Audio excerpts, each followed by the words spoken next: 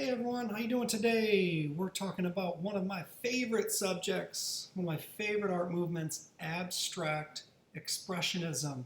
And just a little bit of an aside, I think that most times when someone teaches an art history class, typically that's going to be an art historian with a PhD in art history. Being at a place like Lyon College is awesome because me personally as a studio artist, I get to teach art history and I love it. I'm super passionate about it. And even if something is a bit of outside of my wheelhouse or outside of my comfort zone, I try to really thoroughly research it so that I can teach it. I'm very passionate about art. I love sharing my interests and my research with all of you. But I think that it's important to think about how I think it's a plus that I'm teaching this class as a studio artist because I think there's just a different relationship to art and art history and modern art from the perspective of an artist as opposed to an art historian. Nothing knocking art historians, very important. I've learned a lot from some great art historians in the past. I took an awesome class about Dada art in undergrad. I had a lot of art history courses. I thoroughly enjoyed them, but it's just sort of a different perspective. And me personally, as an artist, I'll show you some of my artwork today. It represents some of these ideas that are emblematic or are happening for the first time in abstract expressionism, which is a uniquely American art form. It's for the first time New York really becomes a capital, a mecca, something happening with abstract expressionism in the United States that's not happening anywhere else. And so I'm really excited to share my ideas and my thoughts about abstract expressionism because, like I said, it's near and dear to my heart. I consider myself an abstract artist, and I'll share with you some of how my art relates to this chapter. So I'm excited, hope you're excited, and I hope you enjoy. These are the questions for today. A few of them are definitions. And then I want you to pick two abstract expressionist artists for question 4 and question 5. Who's your favorite abstract artist from this chapter, from this lecture? What stands out about their work? And then question 4, think about so abstract expressionism is really experimental and progressive, and it kind of creates, breaks through a lot of boundaries in art.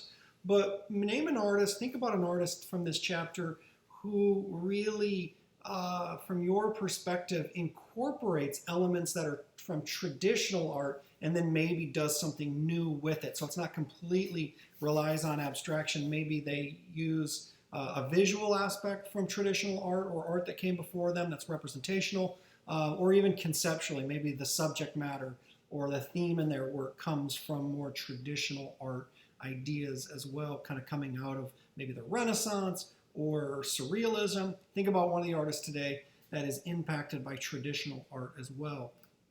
So the first artist that we're going to talk about who is really important that starts this New York kind of sensibility. Some people will call the abstract expressionists also the New York school, and some important people that were very influential. One of them is the collector, Peggy Guggenheim, who had a gallery and she exhibited some of these abstract expressionist artists for the first time. She also, for a little while, supported Jackson Pollock and commissioned him to make his work, some of his groundbreaking work that moved into abstraction. And then two critics, two formalist art critics, and that is Clement Greenberg, who, similar to John Ruskin, really kind of came up with some ideas first, and then secondly, found the artists that fit those ideas. That makes sense. It was kind of like he was looking for this pure art, describing in his writings what he was looking for in that pure art, and then associated certain artists with that movement. Sort of like John Ruskin, who would see the work and championed artists like Turner, but were advocating against artists like Whistler, who had to sue him in that famous libel case. The other art critic that's really important is Harold Rosenberg. So those critics helped to define what abstract expressionism came to be known as, or what we also refer to as gestural painting. This is a really early abstract expressionist painting. This is by Hans Hofmann. He actually dated this painting 1940 on the reverse, but we know it actually came later than that, post-World War II. And he was interested in work similar to Paul Klee and Kandinsky that was neoplastic art that was just about art. And it's interesting because this predates Jackson Pollock and it's kind of a precursor to some of his drip paintings. Hans Hofmann was from Bavaria. He was born in Bavaria, studied in Paris, so he was aware of artists like Matisse and Picasso. Between 1903 and 1914, worked in Paris in those same circles of modern artists, but he was particularly close to Robert Delaunay. Remember we talked about Robert Delaunay in chapter 7 that did those color abstractions in circle, those systems of color, those kind of spheres of color. And so he was really inspired by that. Hans Hofmann first taught at UC Berkeley, and then later at the New York Art Student League. And then finally he started his own school called the Hans Hofmann School of Fine Arts in New York. And he taught a lot of really famous artists who came next in abstract expressionism. So he was a very influential teacher.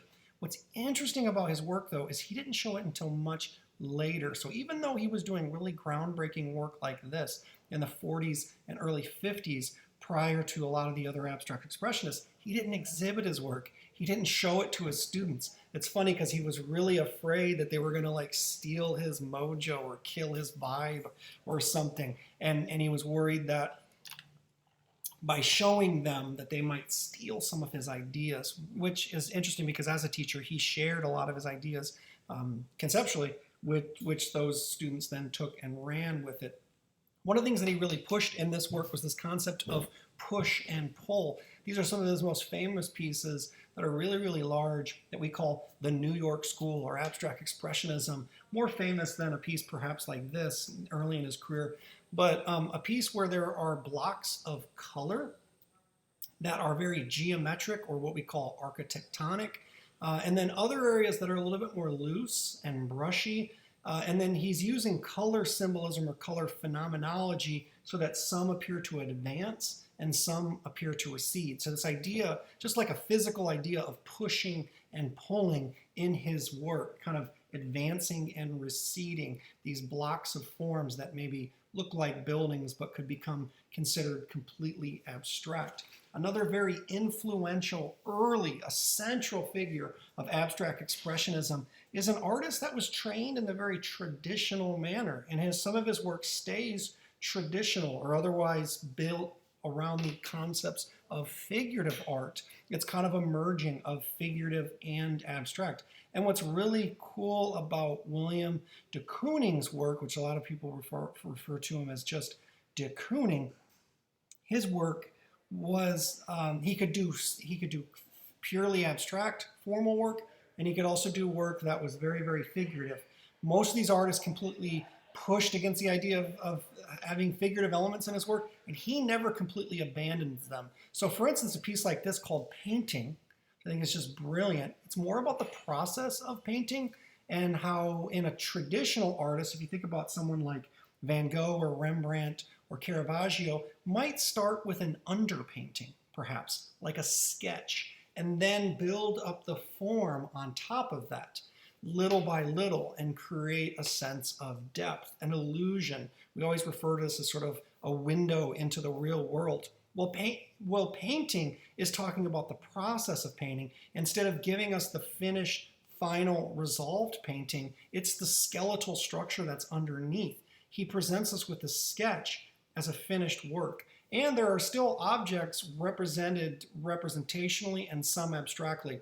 A lot of people have talked about how this is a glove here, right? And this is a hat. And there are some other elements like this is someone's head. Here's their ear, right? And this is appears to be a figure crouching down, their feet, their legs. These were intentional kind of blurring the lines between abstraction and figuration. And he was an artist from the Netherlands. He went to Rotterdam Academy, which is now Rotterdam University. And he went through a very formal, rigorous academic training. I really love his ability to shift from abstraction to figuration. And now a lot of people saw this work as offensive or vulgar and describing women in a violent way or in a way that's like sexual symbolism. But de Kooning didn't want to fully abandon the figure. He used it as a metaphor, and he had a series of paintings of women, and he kept returning to them. And he kind of talked about the duality. He said, throughout art history, if you think about a Greek Venus, an idol statue from prehistoric times, a Renaissance nude, a Picasso portrait, a surrealist femme fatale, what is the subject? What is the vehicle for all of these famous paintings and famous artworks? Is the subject matter of a woman. But he's wanting us to see kind of a new reality. He talks about this duality of seeing the figure in a positive light, but also seeing a female figure in a negative light. So people saw this, some people read into this and saw this as being aggressive towards women, but he wanted to show the beauty in a new sense. And when people said, you are maybe even harassing women with this like big ferocious grin, and the way he physically applies the paint, almost stabbing and tearing the flesh apart little by little, he said, I was emphasizing the dual nature of female sexual identity, and even claimed that part of it was the feminine from himself. So this interesting kind of duality of masculine and feminine in the same space. Wow. If you unpack that psychologically in the 1950s, this is way ahead of its time. But you can see how it relates to Picasso, symbolism, surrealism, and the ancient art of depicting women. I mean, most of the women in Renaissance paintings are depicted a certain way, like objects of desire. So this is straddling two lines of figurative and abstract. Beautiful work. His work is really, really large. This painting is 6 foot by 4 foot.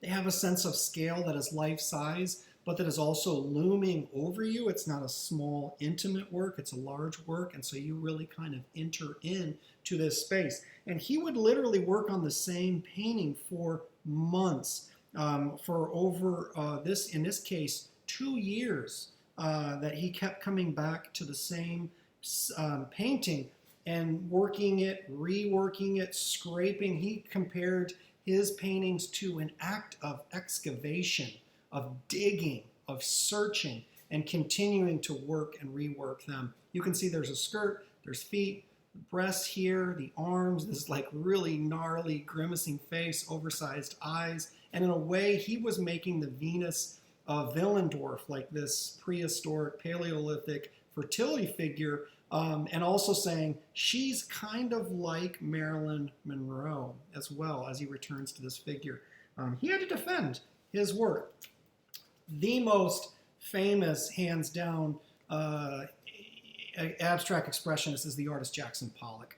Now this is an artist that is from the West. He's from Wyoming. He had lived in Arizona and California for a while. He later studies at the Art Student League, the same place where Hans Hofmann had taught for a little while. But he studied with Thomas Hart Benton, and he said that was the perfect foil for him to react against. Remember, we talked about Thomas Hart Benton in the last chapter as being one of the regionalist artists. And Jackson Pollock actually even made some WPA murals in the tradition of Diego Rivera and Thomas Hart Benton, and then later reinvents a practice.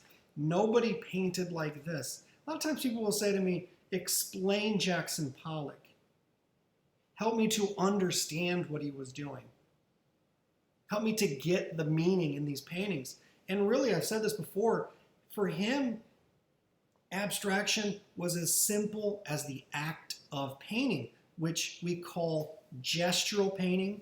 It gets nicknamed action painting by Harold Rosenberg. And action painting is defined as any painting where the process is as important as the end result. So in the case of Jackson Pollock, what he did was, typically an artist would be working on the wall or working on an easel and working vertically, right? Like they'd have their canvas here and they're painting on it. He subverted that. He took the painting off of the wall, off the easel, put it on the floor, and dripped painting. He would take hardened brushes that had been dried up, and he would dip the paint the brush into the paint and drip it and make movements. And a lot of people think about this as being uncontrolled or chaotic, and he saw an order to it. Where does this come from? Well, it comes from a more traditional process of automatism, right? He started as a surrealist artist. He was a New York surrealist artist. Some of his early works were about wolves, she-wolves, mythology, the unconscious dream state. And then as he moves away from that, he still used some of the same colors and patterns and this idea of like where the art manifests itself as an expression of how he's feeling, how he's thinking. So it's very direct in that manner. Someone joked with him when this painting, and this one's called Number 1A, someone joked with him about, what is your work about? All art should be about nature. How is your work about nature? And he said very, matter of fact, in this kind of macho, like Marlboro man from Wyoming, from the Wild West, this cowboy says, I am nature. In a way, like he is inventing nature through this work. It's really, really interesting. It's beautiful. I think it's pretty typical now, like when you see art like this. Or recently, I don't know if y'all seen this, there's some cool YouTube videos and TikTok videos of people taking a bucket of paint and poking a couple holes in it. Have you seen this? And then just spinning the bucket of paint, and it goes in like a pattern, it creates like a spiral or something on a canvas. Boom, we wouldn't have that if it weren't for Jackson Pollock. And it's not that his work is hard or difficult, because someone will say, well, my kid could do that. Yes, but they didn't, right? And I bet it wouldn't look this amazing, this beautiful. This is 6 foot by 9 foot. It would still look like scribbles. And to me, this transcends that. I don't know. Do you agree? Do you disagree?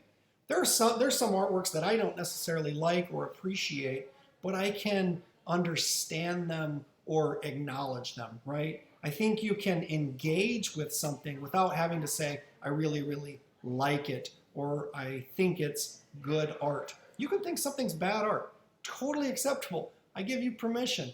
And actually, I'd love to have a conversation. I'd love to have a conversation with you about, that's why I've been really enjoying your responses, but I wish this was a conversation. It's really hard. You got to understand this. I'd love to be able to have a talk with all of you in a room about some of my favorite art pieces, some of my least favorite art pieces, and see what you think about them. So it's been nice to read y'all's responses, and that's why today I wanted to kind of get more of from your perspective kind of a vibe, because I want to see how you're reacting to this art. How do you feel about this art? And if you follow me on Instagram, my personal account, DUSTYN Bork, I don't think there's an underscore or anything in there. Look me up. Let's have a conversation. One of the things I posted in my story yesterday was like, what's an art movement or an artist that everyone seems to like, but you don't really dig it, right? It's not your cup of tea. Let's have a conversation about art. I love to talk about this stuff. And I don't expect anyone to just say, oh, okay, now I get Pollock because you explained it. You don't have to get it. You don't have to love it. You don't have to understand it. But there is a kind of a reason to it. And he was first to it. He was the first to play the game this way. And this is post-World War II. And I love at the beginning of the chapter, there is a quote by the American painter Barnett Newman. And he recalled the motivation of the artists of his generation. He said, we felt the moral crisis of a world in shambles, a world devastated by a Great Depression and a fierce world war. And it was now impossible at that time to paint the kind of paintings that we were doing. Flowers, reclining nudes, and people playing the cello. This was our moral crisis in relation to what to paint. In a way, it's pictures about nothing. I love Seinfeld, the show Seinfeld, and Seinfeld joked about how that show was a show about nothing, right? Because basically it was whatever situation popped up. And I think that if you're so pissed off with the way that the world is going, how can you paint a vase of flowers, right? It's a philosophical quandary. How can you paint a traditional nude if you don't see that that has resonance to connecting to the world around you? So very much this is a response to depression, to World War II, and a new sense of renewed, possibly optimism or hope for the future in America. Very influential artist that unfortunately doesn't get his top billing. Lee Krasner was the wife of Jackson Pollock. She kind of took time off from working too as he became more famous, but she has a really interesting, unique style. I mean, Jackson Pollock is mythic. His works, I mean, he's kind of larger than life. He's kind of like the Wild West cowboy version of Salvador Dali. He was like the perfect, you know, if Jackson Pollock wouldn't have come along at that time, someone else would have existed. It was just like the perfect time for someone like Jackson Pollock to exist because of what he was doing. Lee Krasner, his wife, was an interesting artist. She studied with Hans Hofmann, so she had the influential teacher, married to Pollock, helped him push some of his ideas. She made these beautiful calligraphic type paintings layered over and over, like she was inventing her own language. And she possibly helped, there's a lot of scholarship that's happening now where she helped paint some of Pollock's work. So very, very influential in the development of his career. And she almost kind of put her career on hold. And now, even though at the time, like we talked about Romaine Brooks as being an important American artist and getting a lot of attention as a female artist, still at the time there was some sexism and she didn't get the same kind of favorable treatment that Jackson Pollock, de Kooning, and others got, even though there were some really important female artists as part of abstract expressionism. In the 90s and after, people started to really reevaluate her place in abstract expressionism and her influence. In other words, she's not the wife of Jackson Pollock. Why is Jackson Pollock not the husband of Lee Krasner? She was that influential. She was that important.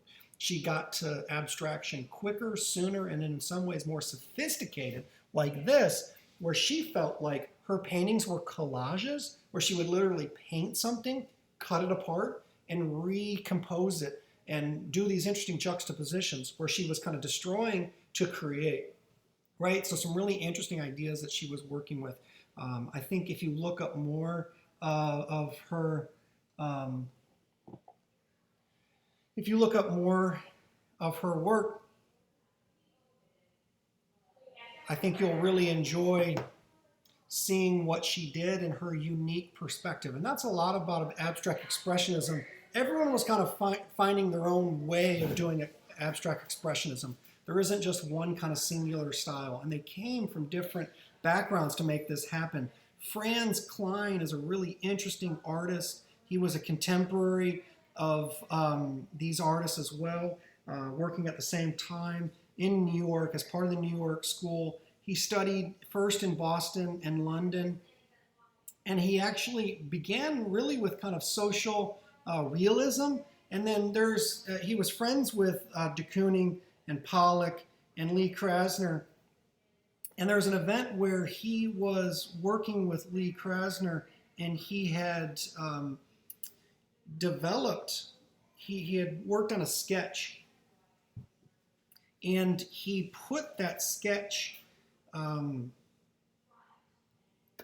said Lee Krasner, my apologies. He was working with Elaine de Kooning, the wife of Wilhelm de Kooning, and he put that sketch on a projector, an opaque projector, and projected it and realized that it made really new, interesting compositions, right? So what he would do is he would work from these smaller sketches. And this painting is called Nijinsky, who was a famous Russian ballet dancer, and he did studies of them dancing and then would just zoom in. So do a whole sheet of those and then just zoom in on one teeny tiny little area and blow it up huge. So there's this kind of spontaneity, but then also very, very intentional aspect, which is something that has been used throughout art history as well, doing studies and working your way up to a finished image. So a combination of working very intuitively, but then working also in a very refined, methodical way. Really interesting, and most of his abstractions are completely black and white, which we see as action painting as well. So the action of the process of the painting, similar to Jackson Pollock, which relates to gestural painting as well, right? So the gesture is part of the painting itself. Philip Guston is an interesting artist because Philip Guston had kind of a duality in his art career as well. he was actually grew up and he took some classes with Jackson Pollock in LA, and he moved to New York. He had worked as just like Jackson Pollock did as well for the WPA, which if you look at murals in the 1930s and 40s during the Depression, a lot of artists were paid to go do murals, just like people were put to work during the Depression to pay them if they were off work. They built bridges, they built civic buildings like post offices, but they also put artists to work like Dorothea Lange to go take photographs, or mural artists to go do murals, usually in like government buildings, post office. Jackson Pollock did that, Philip Guston. It's interesting that a lot of those artists started as kind of social realist artists and then wound up into abstract expressionism and completely stripped away the figurative elements. But Philip Guston is also interesting because he had an entire career of abstract expressionism like this, and was one of the originators in what we call the original first wave of abstract expressionists. But later in his career, when no one was doing sort of expressionistic cartoony work, he completely reinvented himself, which we'll talk later in the book about, and did cartoony figurative paintings that I think also are really, really brilliant. He had two completely separate careers. Later in life, everyone's like, what the hell is he doing? This is so weird. And yet now, and it inspired a lot of artists in the 80s, and now they're just as respected as his early abstract paintings. My favorite painter, and someone that's near and dear to my heart, is Mark Rothko. I know you guys are probably really used to me talking about Rothko all the time, but Rothko was a very influential artist to me, very inspirational. Rothko was a Russian artist. He's Jewish. He was actually born in what is now Latvia, which is a former Soviet part of the Soviet bloc. It's a Baltic country. It's on the Baltic Sea. And then he emigrated first to Portland, Oregon, and then later he emigrated to the United States, didn't speak any English, very quickly caught on. As a young kid, he was held back, but so in other words, he started school behind, not speaking English or not speaking fluid English, and later graduates early from high school, goes to Yale to study law, but got bored of it, moves to New York, meets Max Weber, Milton Avery. They really took him under their wing. He later takes classes at the Art Student League and becomes one of the most successful and most well-known abstract expressionists. Early in his career, though, he started with realism. He did portraits and self-portraits, kind of in the surrealist tradition, but they were pretty straightforward, more kind of in the sense of like German expressionism. Then he moves away and moves away from that and starts to do these very sophisticated paintings that are in the vein of abstract expressionism. And this series, he referred to this as, I don't know why I spelled this wrong, multiforms. And these multiforms were basically a series of shapes similar to surrealism that become abstracted. And kind of the more you look, the more you see in them. They could look like bodies of water, features on a map. He also saw them as being representative of different structures or archetypes, different people, but they're very, very much abstract.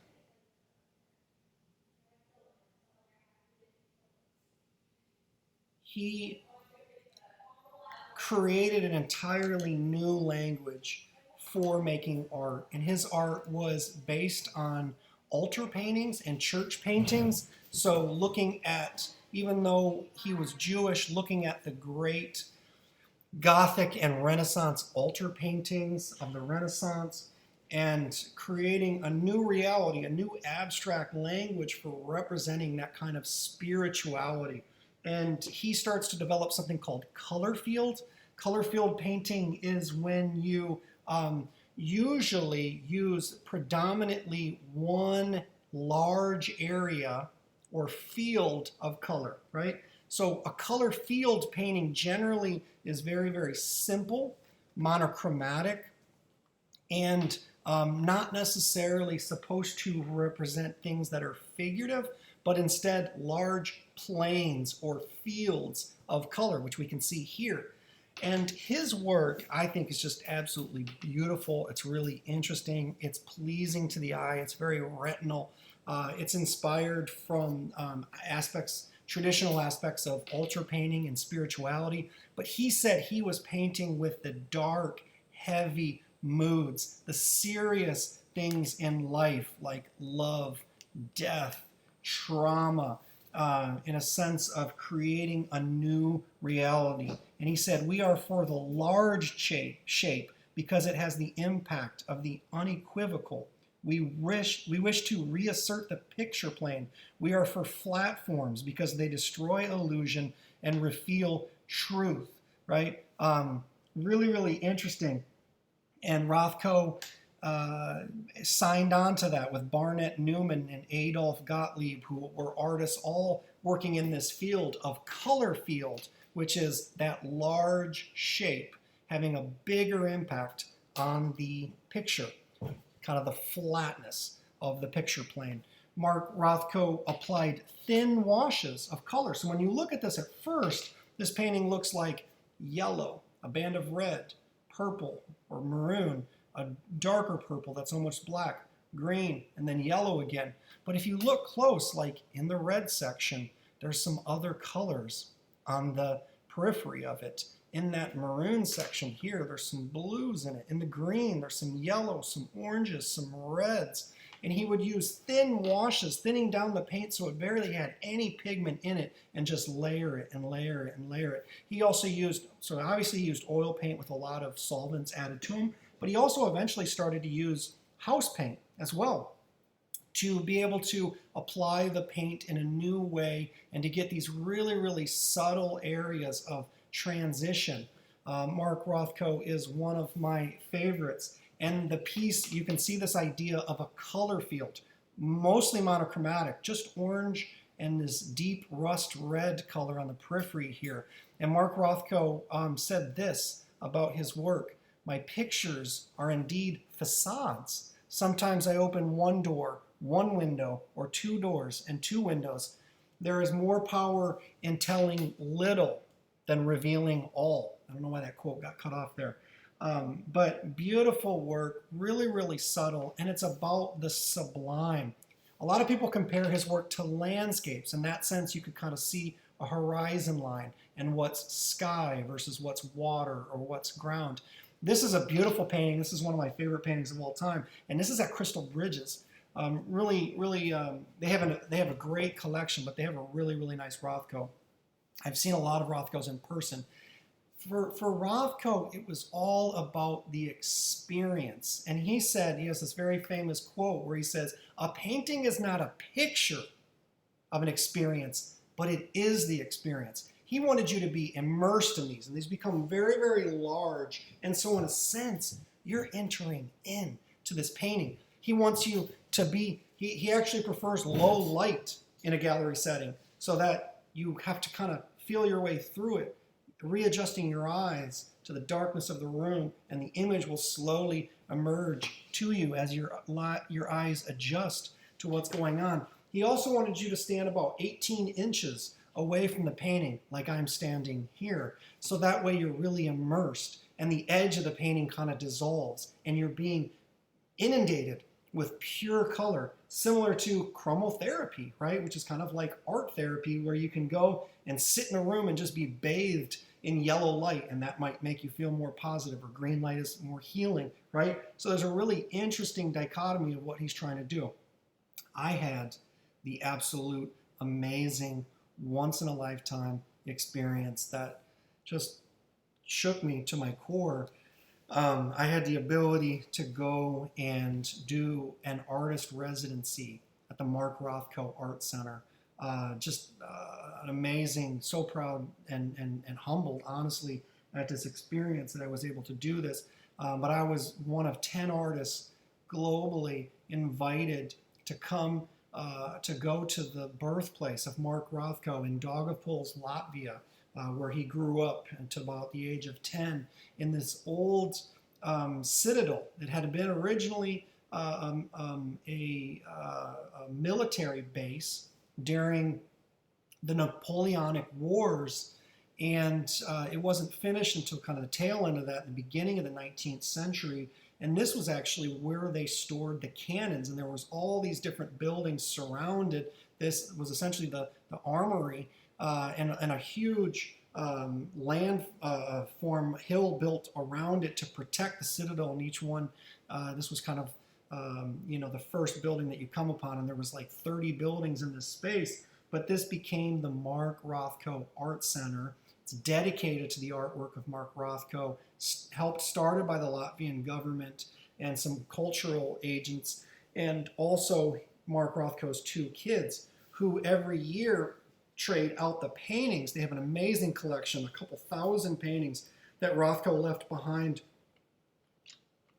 So every year they send 6 paintings to this museum in Rothko's birthplace, and they're exhibited here in this space. And the rest of this museum, all of this space over here, all this space over here, is dedicated to contemporary Latvian and European artists, contemporary art.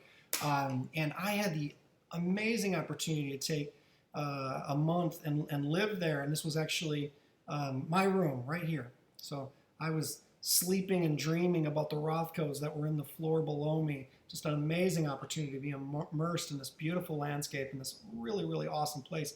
And then over here was my studio on the actual grounds, an amazing, huge studio with amazing light. And I was invited there. They put me up for free, fed me amazing Latvian food, and they tasked me with and the other artists, the 10 artists that were there, make work in response to Rothko and his aesthetic and his ideals about art, and also inspired by the landscape in Latvia. And so for me, my artwork is all about architecture and space and impressions of the built, constructed environment around us. So it was perfect for me. I love Rothko's work. I'll be honest, I really just rip and pages out of his book and just really borrow a lot of ideas from Rothko. So for me, it was an awesome opportunity to go to the Mark Rothko Art Center and see what I could add to this kind of story of abstract expressionism and Rothko's impact on modern art and art history. And as a result of this residency, and you can see some of the work that I made, and remember that quote about facades, that his work in a way is kind of a wall, and he's revealing a little bit of truth. There's maybe a doorway, there's maybe a window. I was directly inspired by the environment. I mean, you can see this building over here is in disrepair and it's green. And then the yellows of this building, you can see that in my work. I mean, this right here is literally this building right here. And this is literally this building. I never use yellow in my work, but I was inspired by Rothko, and I was inspired by the yellow of this Napoleonic military complex. So it was a beautiful, I mean, if you just look at one area in here, it's essentially a Rothko painting. It's multi-compositions of Rothko. So this was facade number 1. And as a result of doing this residency, 4 paintings that I made that were huge, they gave me all the materials, these big, huge canvases, all this paint to use. I then became part of the collection at the Mark Rothko Art Center, just so like once in a lifetime opportunity. This was one of the buildings that's in the Citadel, and they had these quotes by Rothko all over the place. You can see that this is an area that's been neglected. So it went from being a Napoleonic base to then it was disused. And then during the Soviet era, when Latvia was part of the Soviet state, it was a Soviet era military base in like the 70s and 80s. And it had like graffiti on it and stuff. Some of the walls were in disrepair. And now they're going through and fixing all of these buildings. Does this sound awesome? Does this sound cool? I mean, Latvia was amazing. We talked about Art Nouveau architecture. Riga, Latvia, has the world's highest concentration of Art Nouveau buildings of anywhere in the world. So if you like this, I'd really like to take you. And what I'm going to do is offer a class next summer. You could come to a study abroad with me, and you can come stay in these rooms up here, which are amazing rooms. Over here's the restaurant. The food is unbelievable. Latvia's beautiful country. The culture is so unique. It's kind of a combination of Latvia, of Russia, of Polish, German food, right on the sea. So it kind of has like even a Scandinavian feel, connection with Finland, and fish, great food like latkes, like really good pancakes and soups. But anyways, if this sounds great to you, next summer we're going to be teaching a class there. We'll teach a painting class on site, kind of being inspired by Rothko. And then also I'm going to teach an art history class about probably Eastern European former Soviet countries and Baltic art history. So that if you want to sign up for that, I'd be glad to take you. It'd be an awesome opportunity next summer. One of the things that Mark Rothko did later in his life is he sort of moved away from these colorful color fields, and he started to work more in darker, more somber tones. And he did these paintings, which again were supposed to be like church altar pieces, and he used the format of a triptych, which even comes from art history, religious paintings as well. Think about painters like Rubens that would do triptychs, or altarpieces that would fold up and would be triptychs. But they were much darker, much more somber, and his work was related to spirituality and this kind of transformation of kind of being lost in the work, like looking at the work and seeing what it means to you, as opposed to just telling you what it has to be about. And he did a series of paintings for the Seagram Building, this famous building in New York. The Four Seasons had a restaurant in the Seagram Building. He took a lot of money to complete these, like probably would be the equivalent of like $1 million today. And he went there to eat. He was almost finished with these paintings. And he went there to eat one time, and he just was sick to his stomach. He's like, I hope the paintings that I make people want to throw up, because this disgusts me so much that I'm making decor for these bullshit people that eat, that are very, very wealthy. I don't like this environment. So he actually returned the money and pulled those paintings and didn't actually install them in the Four Seasons in the Seagram Building. But instead, this is, and I'm excited to see this because I'm teaching a class in the fall where we're actually going to go to Houston. This is the Rothko Chapel. And so what he did is, this is a non-denominational, more kind of a universal church. A lot of people get married in here or just go to be like, have a moment of silence, think about spirituality versus necessarily a strict religious dogma. And he created this beautiful chapel with these black paintings that have just subtle verls and layers of color. For me, it's just really, really exciting. It's kind of like a trip to Mecca, and just I haven't seen it in person. It's on my bucket list, so I'm going to be taking students in the fall there on my art and context trip. So maybe you can go there too. And we'll see other things besides Rothko as well. We'll go to the museum and see modern art, but we'll also see like very traditional art historical things from like the Renaissance and stuff. Houston has some amazing museums. The next artist that we'll talk about is, and I don't know if I defined all over painting, but this is an example here of all over painting, where there's kind of a consistency to filling in the entire composition. What is all over painting? It's a system of little marks and motifs or pattern to fill the entire composition. So this is an example of all over painting. This is an example of all over painting. This is an example of action painting. So is Jackson Pollock's drips painting. Action painting is where the process isn't as important as the end result. And then this is an example of color field, which a definition of color field is simple, flat forms, oftentimes monochromatic or simple colors. The next artist that we're going to talk about is Robert Motherwell. Also becomes very, very iconic. He became like a great spokesman for the movement of abstract expressionism and championing the movement in general and making it as famous as it was. He went and studied philosophy, literature, and art history at Stanford, Harvard, and Columbia. Shit, like one of those schools is enough. 3 of the best schools in the United States. And so he became like a really eloquent spokesperson for abstract expressionism and also modernism. He was largely self-taught, so he studied art history, so he really thought about ways of incorporating art history. This is another example of all-over painting. He was really interested in surrealism as well, but making surrealism fit into modernism and abstraction. 1937, think about it, the Spanish War. And here is his elegy to the Spanish Republic, inspired by his reaction to the defeat by fascist forces in early 1939 and shut down the Spanish Republic. He revisited this same theme with a very similar, like if you Google Elegy to the Spanish Republic, he continued to do the same form. Two round nut-like forms with slashes across them. A lot has been discussed that this is supposed to represent the male genitalia of a bull cut in half or dissected and splayed. But really, he just said he invented this form to be a simplification of the element of universal tragedy. This is what he felt was this kind of somber passage, reflective, sad, almost like if you're thinking about just a couple of notes in music.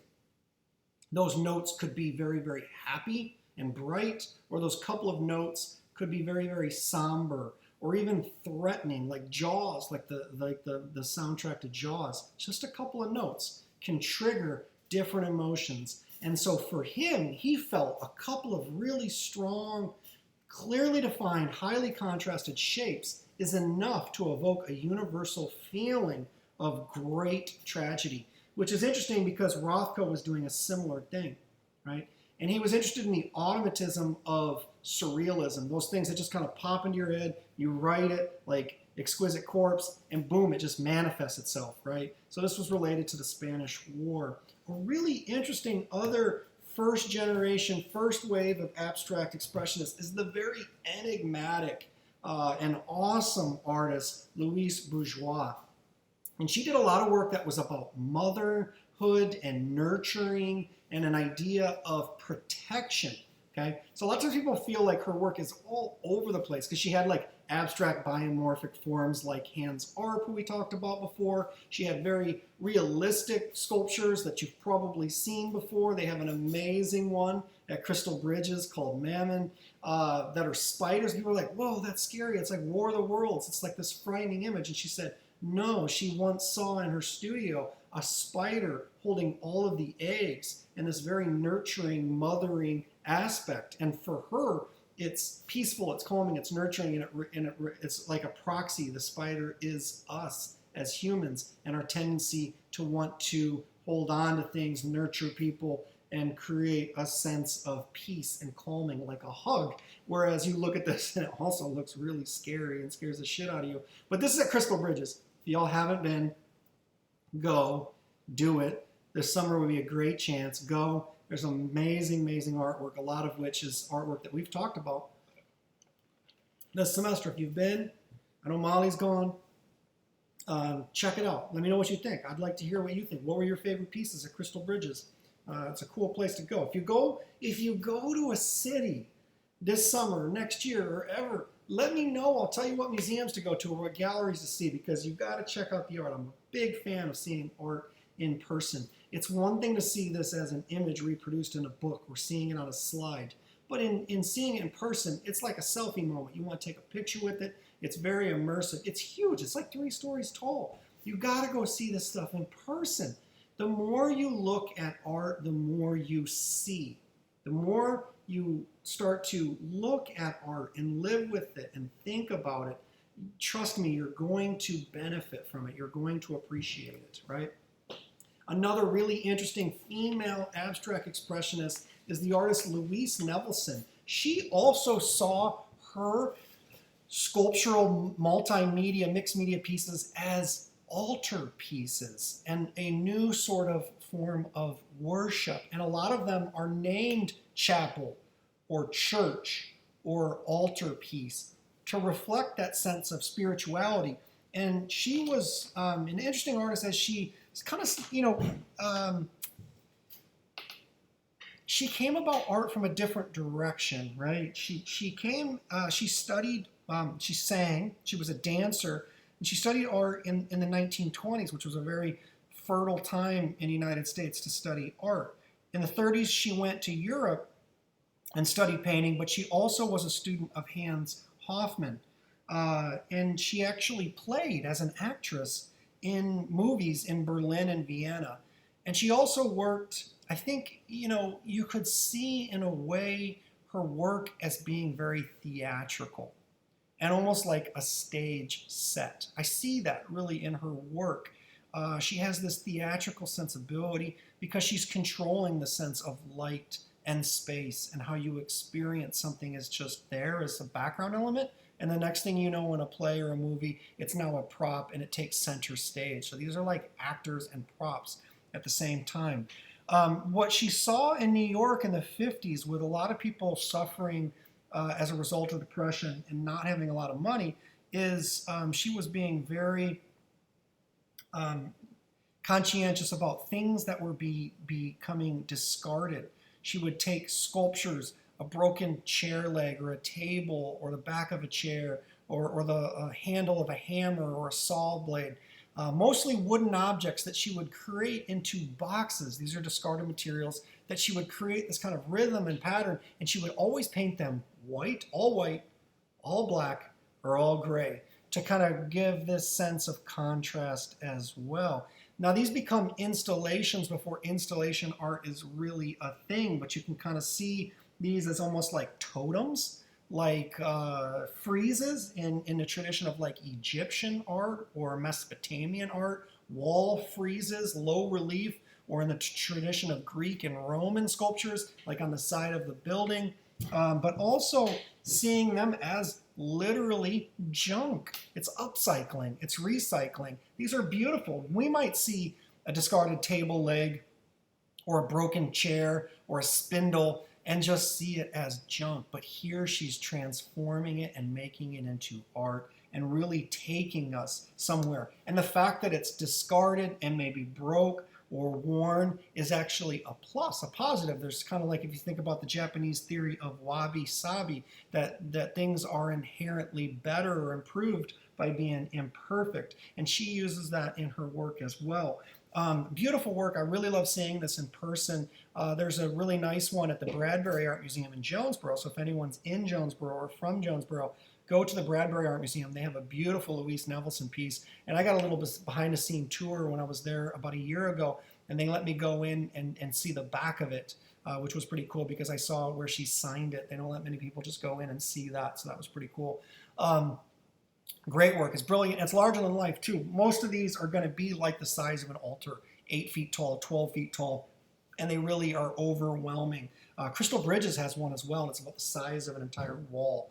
Amazing, amazing, beautiful work. But she's doing something different. It's kind of like 2D and 3D merge to kind of create, instead of using paint, she's using collage of actual objects to make her work. There's an artist, Aaron Siskind, who's doing some of the same things as these abstract expressionists like Franz Klein, zooming in, cropping something, but he's doing it in photography. So this looks like a Franz Klein photograph. He's kind of related to the New York school of abstract expressionism, but instead of using a brush and paint, he's using his camera in a way that's similar to straight photography because it's, boom, just really, really cropping it in a tight way so you have no other clues of what the context is. But this is like the letter R in a billboard, and he's flipped it and he's zoomed to such in a way that this photography becomes abstract, and it's a play of texture and a play of light and dark. And that is it. Peace. Let me know what work you like. What was your favorite abstract painter or sculptor or photographer from this discussion? Write about it. And let's keep the discussion going. I love talking about art, love talking about art history. Hopefully y'all get a chance to travel with me too, because I love to see art in person is the best place. So if you go to Houston or you go to Latvia with me, we'll see some good art and we'll have a good time. Peace. Don't forget, if I find out you go to some city and you didn't go to the museum, like, oh, Dustin, I was in St. Louis last weekend, and you didn't go to the SLAM, the St. Louis Art Museum, I'm gonna be mad at you. If you went to New York, you're like, I ate a lot of great food in New York. Did you go to the MoMA? No. Did you go to the Met? No. Did you go to the Guggenheim? No. I'm gonna be pissed. I'll haunt you. Definitely go check out the art in person. Remember what I said? A life dedicated to art is a life worth living. Peace. See y'all.